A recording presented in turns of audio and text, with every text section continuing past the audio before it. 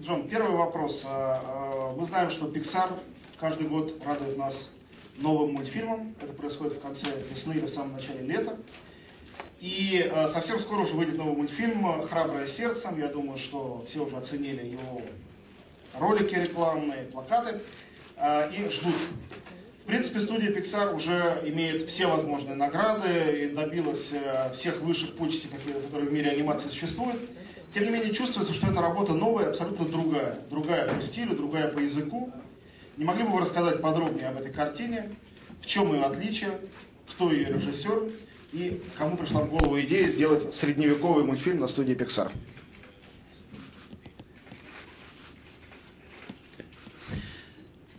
Brave. Brave is very different for Pixar. For because it's in computer animation, it's very, very difficult to do a historical film because the computer likes to make things perfect. And most of the Pixar films have been set in contemporary time frame. Brave is our first real period film set in medieval Scotland. And I was very excited about this because I always like striving to create something new for us and challenging ourselves in this way. It's also the first female main character. And this is something that we've been wanting to do for a long time because we've had very strong female characters, but all of our main characters have been, male characters, and so that's kind of a first for us as well. And we're very excited about that. When we got started on Brave was 7 years ago, and at that time I was looking around, and most of all the other animation studios had been kind of veering away, kind of deciding not to do kind of traditional fantasy fairy tale-like stories, sort of honest ones. Unless they were making fun of it, they didn't really want to do it. They felt like the audience had moved away from the sincere fairy tale. And I felt like the world really, loves these kinds of stories. And so I was very excited when we got started developing Brave. But we didn't want to do a Disney-style fairy tale. This is very much a Pixar style. It's got a lot of action in it. It's got some really amazing characters. And some very strong emotional themes through it.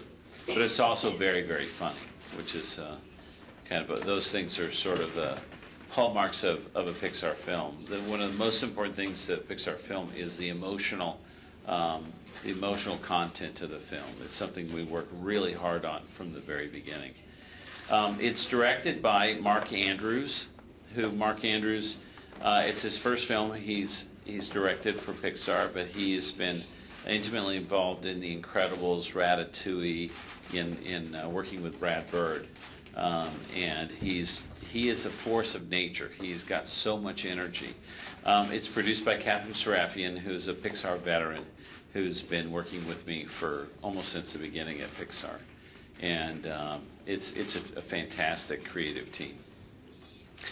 Фотографы, спасибо большое. Пожалуйста, все. Пожалуйста, первый вопрос.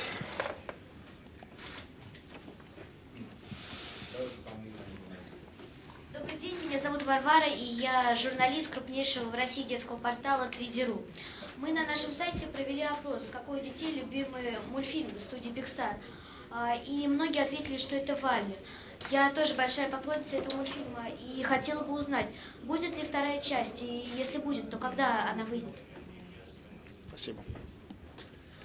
At this point, we don't have any plans, for a WALL-E sequel. Andrew Stanton was the director of WALL-E, and he, at Pixar, when we make a sequel, it's because we have come up with an idea that's as good or better than the original. But it's different than the original. You know, you all have seen many Hollywood sequels come into it. It seems like they're just doing the same thing all over again. And at Pixar, we never like to do that. That's why when you look at all the sequels we've made, they're very, very different than the original. And the case in point for, we're doing a sequel to Monsters Incorporated, but it's actually a prequel, because Monsters Incorporated started with Mike and Sully. The main characters were best friends. So this new movie takes place before the original, and it talks about how they became best friends. And they did it at Monsters University. So it's a university movie. It's like a college movie, and so it's very, very funny, yeah, from that standpoint. So it's a very different than the original Monsters Incorporated. So, but at this point in time, we don't have any great ideas for WALL-E yet. So. Спасибо. Следующий вопрос, пожалуйста. Добрый день, фрилансер Леон Чумоин, АНН. Здравствуйте, я здесь. Скажите, пожалуйста, мы все ждем выхода в поисках Немо в 3D. Это один из самых сложных ваших мультфильмов в студии Pixar из-за фактуры, из-за глубины резкости, из-за того, что там вода, ну и так далее. Там очень много сложных технологических моментов. Вы наверняка следили за переконвертацией. Скажите, что было для вас во время переконвертации в 3D самым сложным в этом процессе во время подготовки этого фильма в 3D? Спасибо. Спасибо. When we create a 3D version of a Pixar film that we made in the past, some of the biggest challenges are the most boring. It's that the software that we created the movie on is old, right, the level. And it's like having to then take all of everything, you know, all the files, the animation files, the model files, the shaders, the way it looks, and bring them up to current standards. And so, you know, we can render an image and it looks identical to the old one. So that takes a tremendous amount of work by our team. And again, it's like kind of boring, but it's hard. And we call it digital archaeology. And it's actually, you know, surprisingly, it's a very severe problem out there in the world, because so much, you know, of the world now is on, you know, aspects of art and everything filmmaking is stored digitally, and then you have to worry about, you know, it becoming out of date to where you can't access those files anymore. So we're very active in keeping our archives up to date. Finding Nemo was really one of those movies that lends itself to a 3D so perfectly. I love 3D, and one of the things that is really special about, that's unique about WALL-E, is that the main characters are within the boundary of the frame all the time. And one of the things in 3D, as you're creating a 3D film, and you want something to kind of float in front of the audience, come away from the screen, if part of that object is intersecting the border of the screen, it sort of doesn't really work, you know, as well.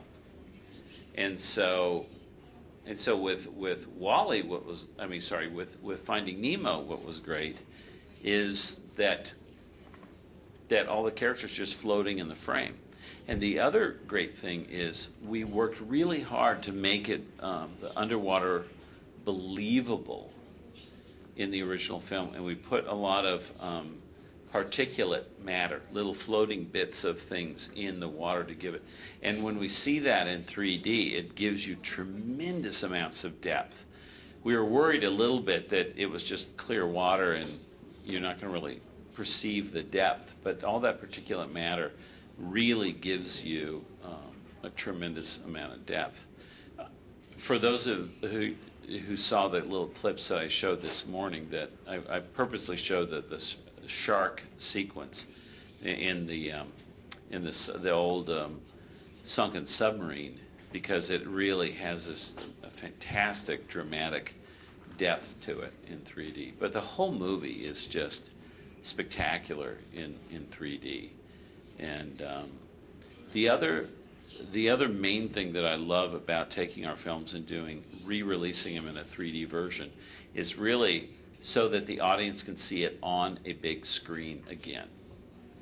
It's a great opportunity. And especially here in Russia, because the growth of the number of theaters around your country has grown quite a bit. And when Finding Nemo came out, there was was not as big of a release as it is now. So it gives an opportunity for people who may have only seen Finding Nemo at home on a TV. It gives an opportunity to see it on a big screen, and that's one of the things that I really enjoy about these re-releases. When you think back to the time before home video, if anybody can remember those times, but the Walt Disney used to release his animated films every 7 years, because he believed that there was a new generation of children every 7 years. And so when home video came along, that kind of took the re-release strategy away. And it's nice with 3D now, we can have this new type of re-release strategy on the big screen, so new generations of children and families can see our films again on the big screen the way they were meant to be seen. Следующий вопрос, пожалуйста. Селезнев Игорь, интернет-СМИ Геймскоп. Здравствуйте, Джон. Хотелось бы лично от себя сказать вам огромное спасибо за мультфильм «Приключения Флика» A Bug's Life. Это был один из моих любимейших мультфильмов в детстве. И у меня для вас вопрос, раз уж немного тема затронула разговор о формате 3D. Скажите, насколько перспективен, по-вашему, формат Reality 3D в анимационных студиях в сравнении с другими существующими на данный момент технологиями 3D? Спасибо.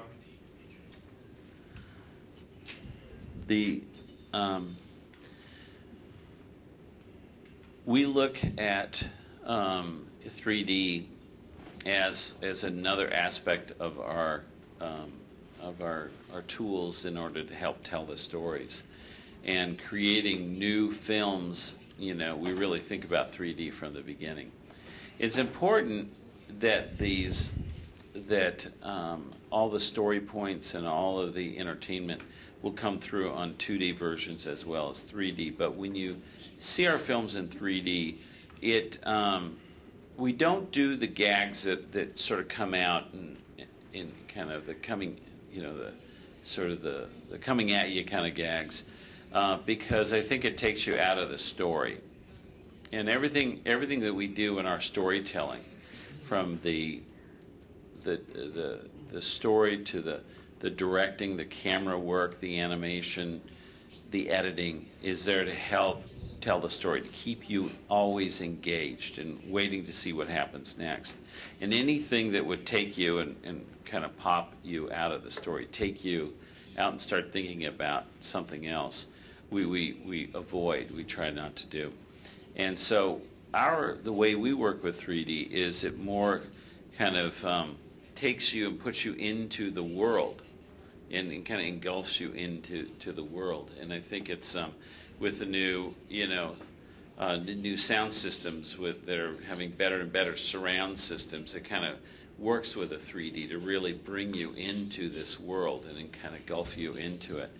But I hope that as any audience member around the world that watches our films in 3D, they just get swept away with the story, and it really doesn't.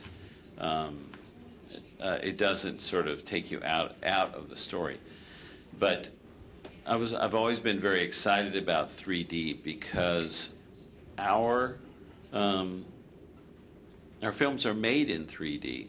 They're just within the computer. It's a truly three-dimensional world we're creating.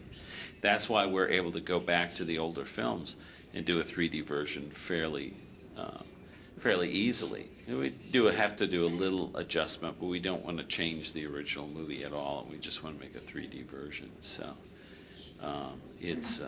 it's because they were made in 3D. We've just been looking at our worlds with just one eye closed, you know, and now we can open the other eye. So.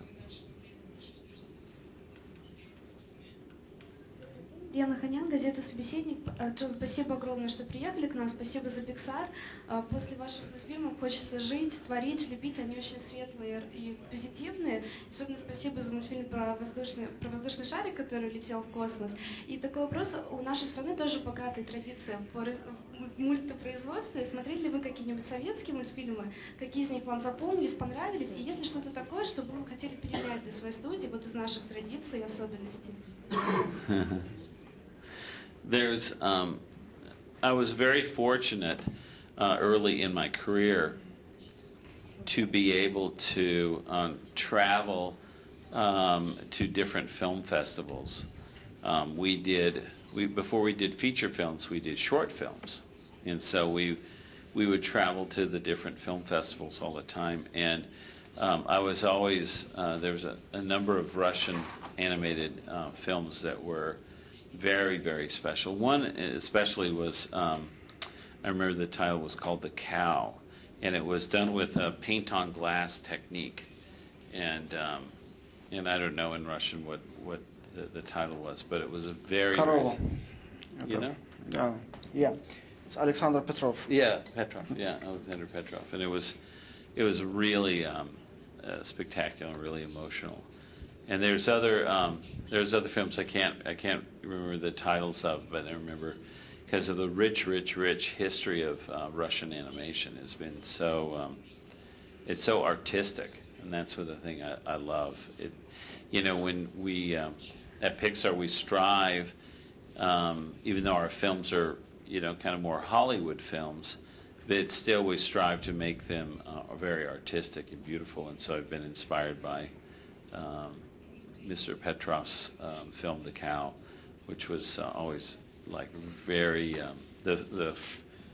when you look at the frame, the staging of the imagery and what he was doing was really very artistic and very beautiful, and it's a very kind of emotional story. So we always are striving to get emotion in our films too.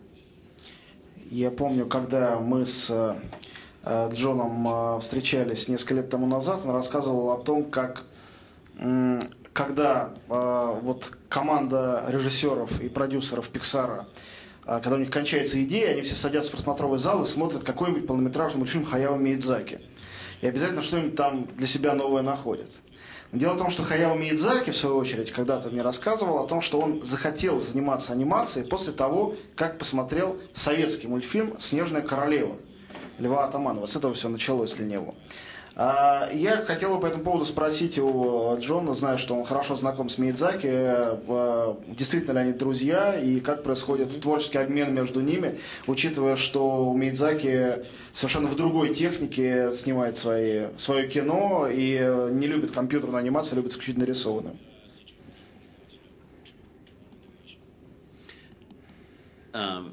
Hayao Miyazaki is a dear friend of mine.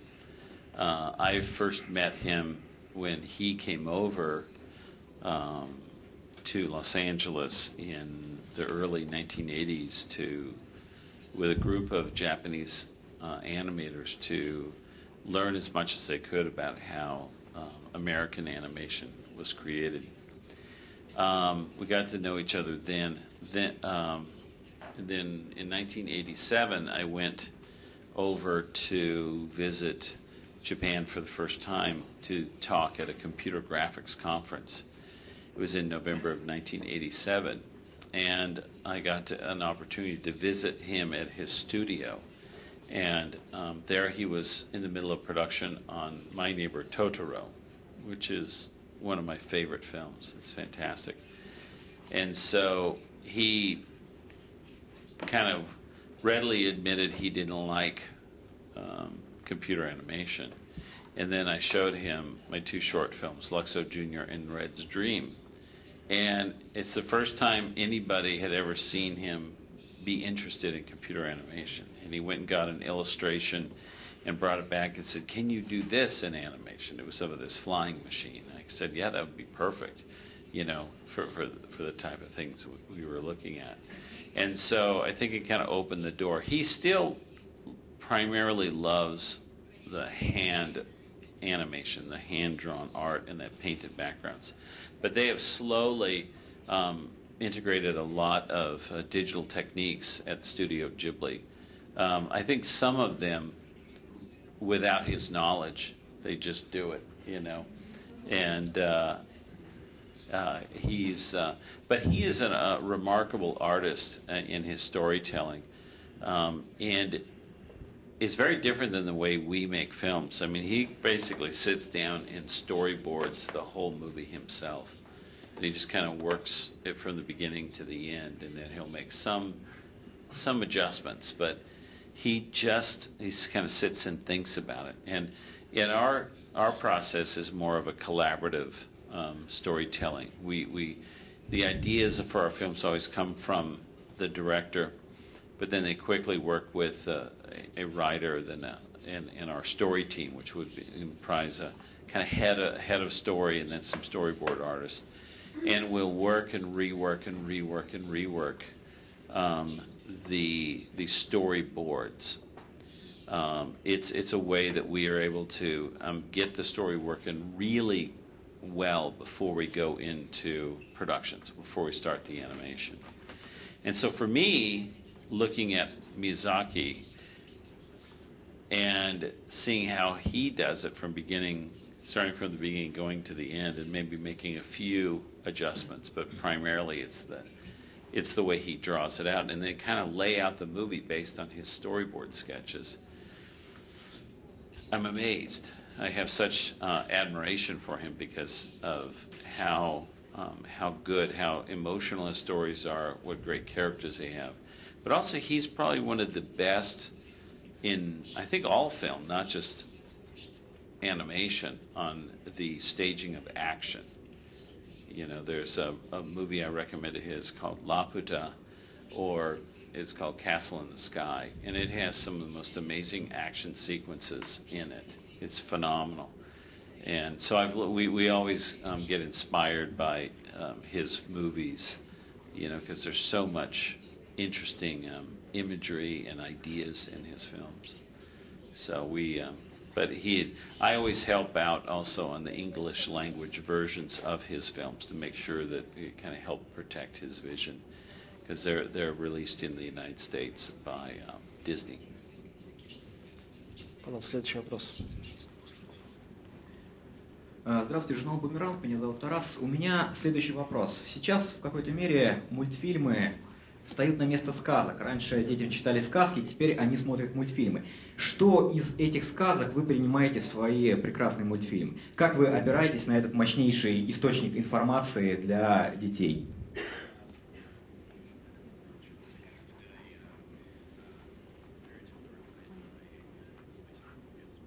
Oh, I see, yeah.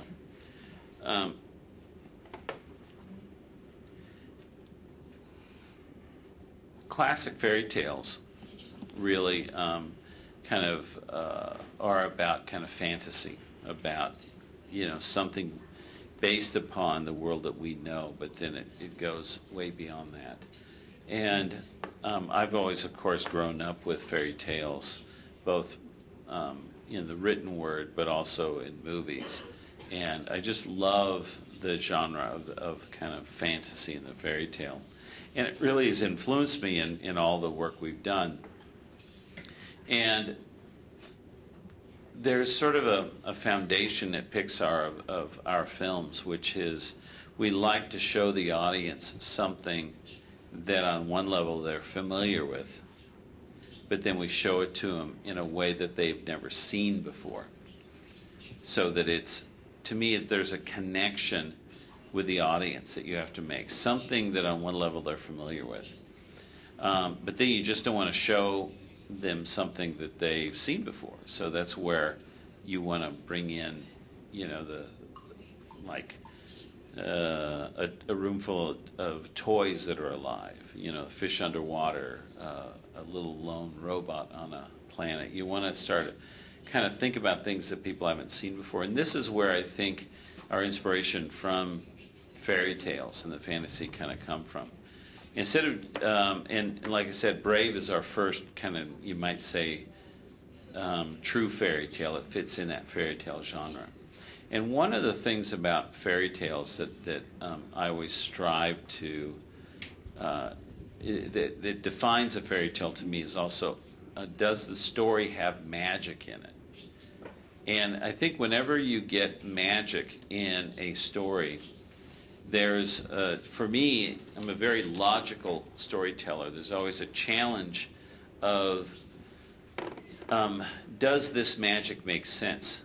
Because you want to, what's very important as you create a film, you want to establish the world of your movie. And part of the world is not the way things look, but it's the rules of the world.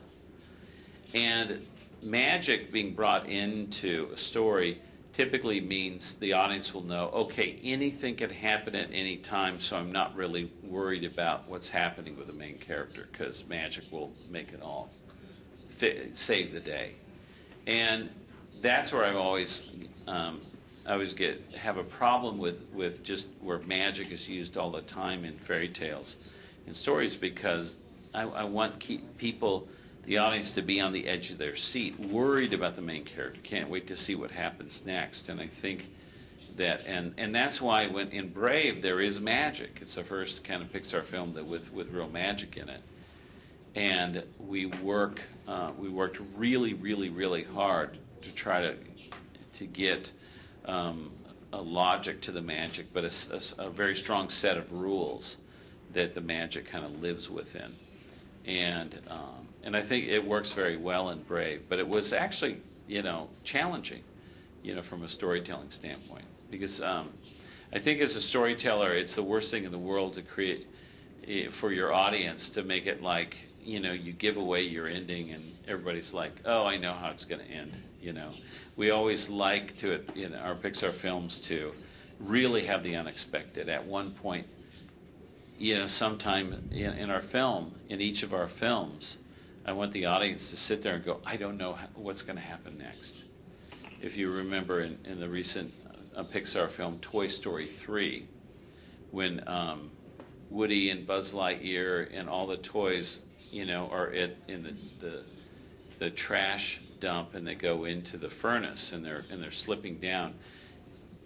We wanted to make that moment to where the audience is kind of going through all the possible ways that they could get out.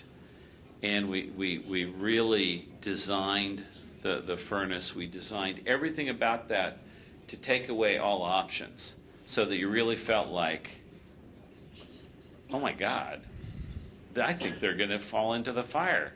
I can't see a way out. So each of our stories, but then when they get out, there's kind of a fun logic to it, which is the aliens were working the claw, which goes way back to the very first movie. And I think that in each of our films we strive to do that. And so the challenge for Brave was introducing magic, a classic fairy tale kind of thing, but still having that moment where you just felt like, how's it gonna work out? You don't know, And I think it works. It's very special. But fairy tales have always been very inspirational, partly because of the fantasy aspect of things. It's based upon the world that we know, but then it's just some element is really different and changed, and we've been applying that to all of our films. Пожалуйста, следующий вопрос. Мария Терещенко, Open Space. Pixar всегда ассоциировался с коротким метром, с короткометражными фильмами и полнометражными. Тем не менее, несколько лет назад был сделан такое движение в сторону сериального кино. Я имею в виду «Байки Мэтра». Это цикл эпизодов, связанных одним героем, это уже близко к сериалу. Скажите, пожалуйста, будут ли еще такие движения, планируются ли они, и как вы вообще относитесь к жанру анимационного сериала? You're talking about TV series you're talking about TV series on television, like a half-an-hour TV series? I just want to be clarifying. Ну, для России, я знаю, что в Америке принят формат получасовых выпусков, но, допустим, для России существует разная длительность эпизодов, и это, я говорю о любых сериалах, как вот о потоке историй, связанных с одним героем. Right. At Pixar, you know, story is so important to us, and I think that to do a TV series, you have to produce a tremendous amount of story, and you know, numbers of stories. When you think about The Simpsons, or think about, you know, some of the TV series that are animated TV series in America that are very popular, I'm always in awe of them because of to be able to produce that many stories and keep the quality up. At Pixar, it takes 4 years for us on average to make one of our films, and it just is a tremendous amount of work. So much of the time it's spent in dealing with the stories. So at Pixar, we're really not in the business of doing TV series, but one of the things, though, that we do is we love to create. In our films, I believe you have to do 3 things really well to make a successful a film that's entertaining to the audience. You tell a compelling story that's unpredictable and keeps people on the edge of their seat. You populate that story with really memorable and appealing characters, and you put those characters in that story into a believable world. Not realistic, but believable for the story that you're telling. And so when you're done with a film, it's like you've created this really beautiful and unique world, and with these really appealing characters. And so for us, it's like I always have the desire to tell more stories with those characters in that world. And really, it's for us, it's all about coming up with another story that's as good or, you know, better than the original for the sequels. But also, we've been doing some short films with the Cars characters and the Toy Story characters, doing some smaller, more fun little short cartoons, you know, with those characters. And it's really because we love these characters so much, and the world is a place we like to go to again and again. And so these are not really TV series. We don't say, okay, we're promised we're going to make 20 of these in a year, because that would be way too much for us to do. We just don't have that kind of capacity. But and keep the level of quality of what we're familiar with. But I love the fact that more and more, especially in American animated series that are made for adults, you know, are being made, and they're very clever. There's some really terrific ones, so I love them. Что бы творилось в мире, если бы остались в живых динозавры. И третий проект о том, какие процессы происходят в человеческом мозгу. Да, это первый вопрос. Yeah.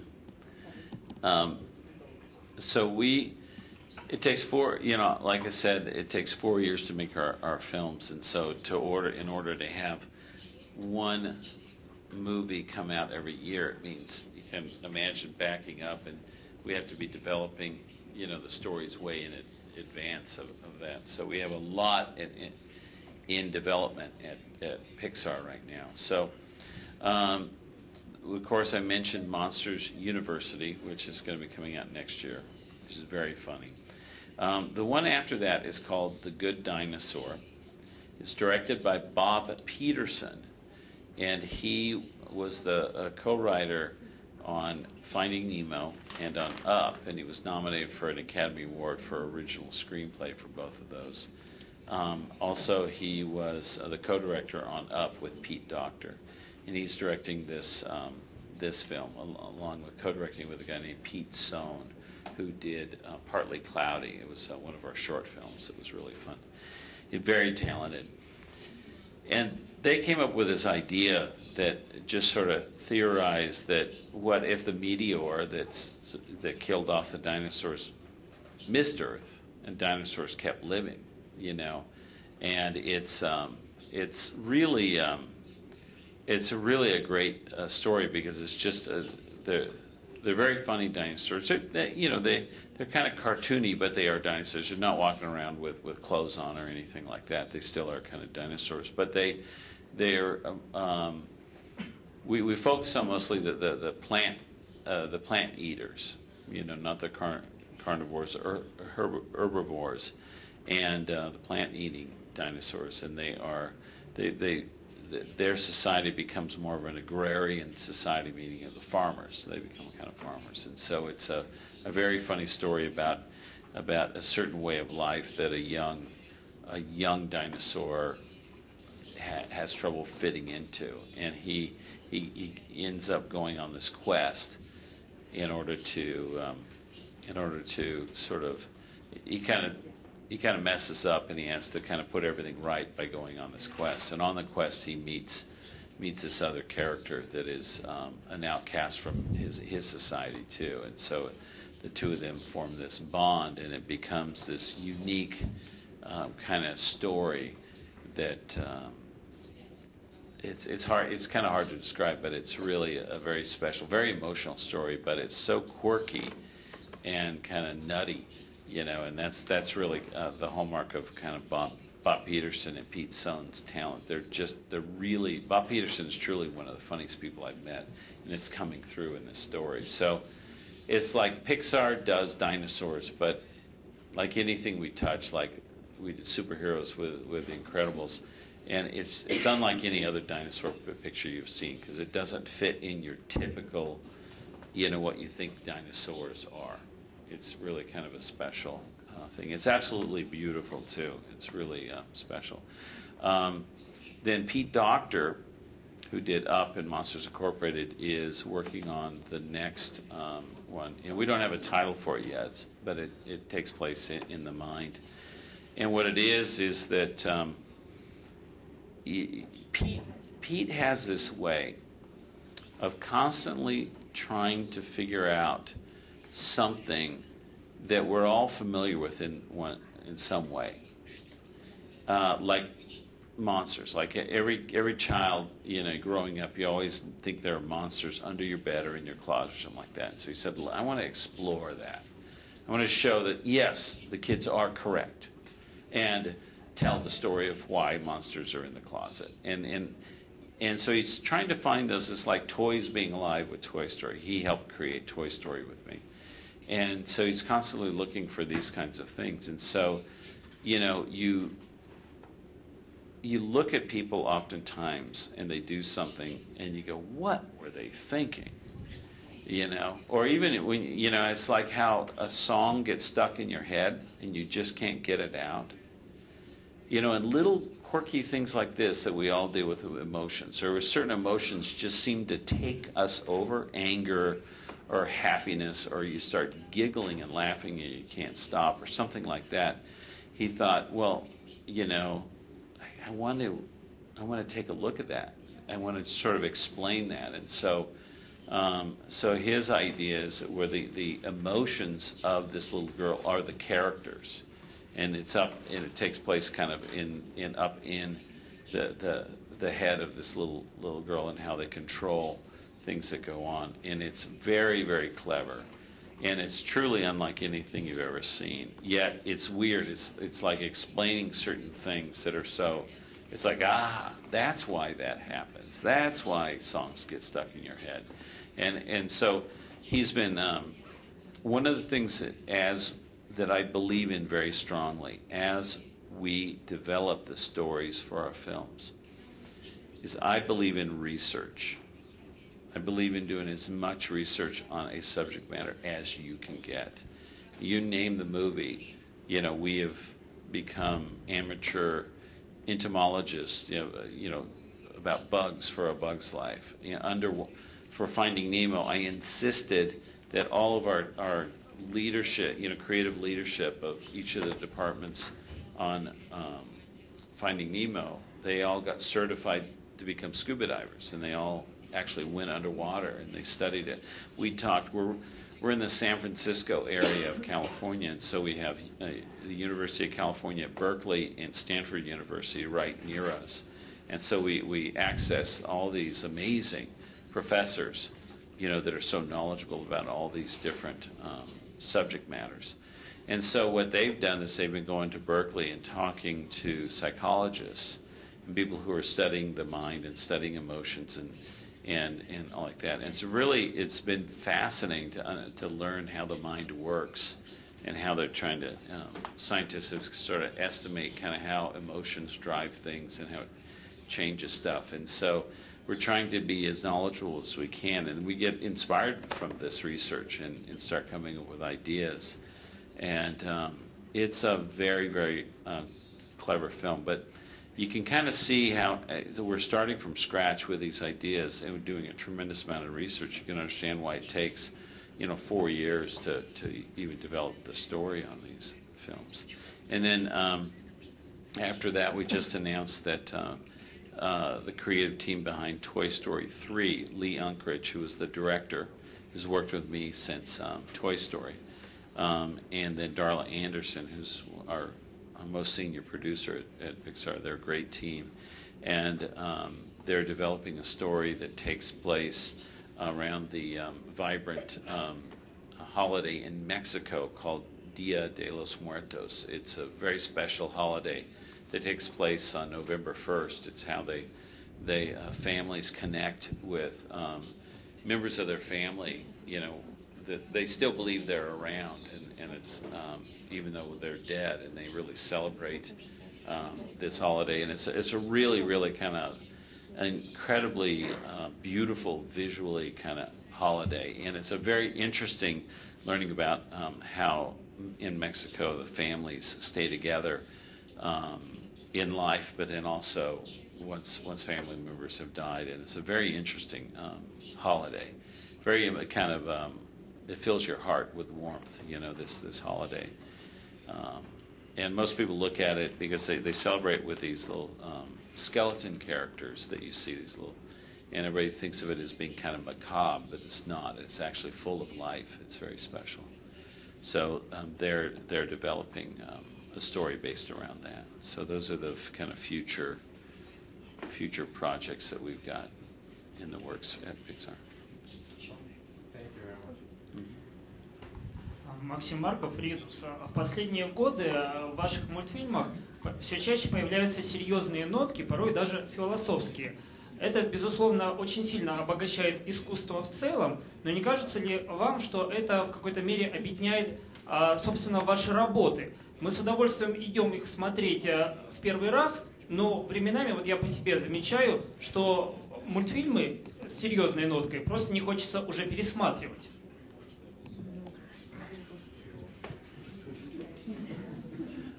Well, I actually think the opposite. I believe that all of our films have been very funny, but also very emotional. From Toy Story on, you know, we strive to get emotion in there. And I believe the emotion, when you really have an emotional connection with the characters in the film and the story, it's something that the audience remembers more. I think you want to have this kind of rich emotional connection to the characters, because that's where the kind of love for the characters in the movie, it lasts beyond the boundary of the film. You know, with a movie that has no kind of emotion to it and it's just being played for laughs, I think, oh, it's funny, but it's not something that stays with you. It doesn't stay in the audience. And I think that around the world, our films have proven to be the ones that the families watch again and again and again and again, you know, more than almost any other studio. And I take pride in that they have families come up to me all the time and say, thank you for your films, because they're the ones we love to watch. And I have many, many parents who tell me that, you know, they'll put one of our films on for the children, and next thing you know, they're watching it from the back of the room, then they move closer to the couch, and next thing you know, they're sitting on the couch and go, well, there goes another hour and a half, you know, because I've got engaged in the story. So I think it's one of the reasons why we do what we do. There's a balance in our films that's very important, and that is to have this heart, which is so important, and to have be really beautiful and great characters, but also to be very, very funny. But funny, the humor comes from the personality of the characters and situations. It's not just that they standing around saying funny lines all the time. They could be given by any character. The humor comes from the personality of the characters in this kind of unique thing. And I think that that's something that we really work and strive for. And the humor just works regardless of the language that it's translated into. I mean, early on, I didn't really think about this when I was making Toy Story. We were just worried about making the movie. And then I traveled around the world and watched it in many different languages, and I realized a lot of the jokes that we had put into the film didn't play when it was translated. And so this made me really think from the beginning, you know, from A Bug's Life on, our second film, I have realized that, you know, our films are going to be translated in many languages, sometimes up to 48 different languages. And you want to make sure that in every single language the movie plays like it did for the original, you know, the original language that we made it in. And so that's something that why we always are telling our stories visually. Major story points are never told in just dialogue. They're always has a visual component that connects to it. I believe audiences, you know, kind of will remember that or get affected by it strongly if it's more visual. It's not just dialogue driven. And the humor is really personality-based humor. And I think that's what's really funny. They have very funny dialogue, but it really comes from the humor of the characters. And I think Brave has drama in it, but also it's extremely funny because of the characters.